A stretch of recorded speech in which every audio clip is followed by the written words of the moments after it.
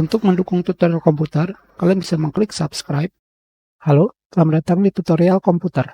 Tutorial kali ini mengenai membetulkan waktu dan tanggal yang salah. Seperti yang kalian lihat di sini, sekarang adalah tanggal 29 Agustus, hari Kamis. Dan tentunya dari jamnya adalah jam 12.40 PM atau jam setengah 1 siang. Untuk mengganti waktu dan juga tanggal yang salah pada Windows kalian, tentunya kalian tinggal memilih waktu dan kalian pilih klik kanan, dan setelah itu kalian pilih adjust date or time.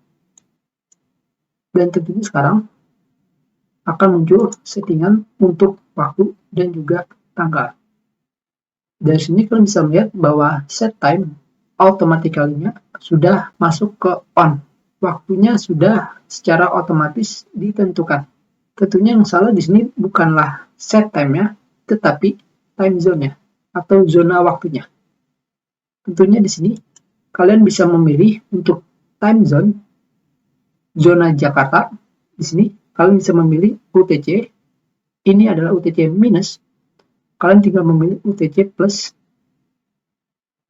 07, di mana di sini terdapat bacaan Bangkok, Hanoi, Jakarta. Dan ketika kalian memilihnya, dan sekarang secara otomatis di sini waktunya berubah menjadi jam 2:41 pagi, harinya hari Jumat, bulannya Agustus, tanggalnya adalah tanggal 30.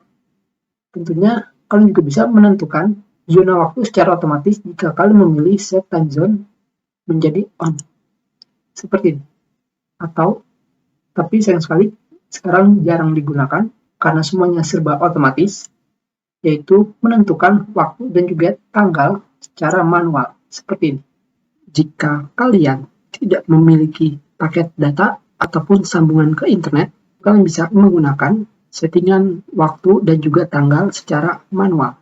Tentunya jika kalian ingin mensinkronisasikan waktu kalian tinggal memilih sync now. Maka waktunya akan langsung tersinkronisasikan dengan server Windows.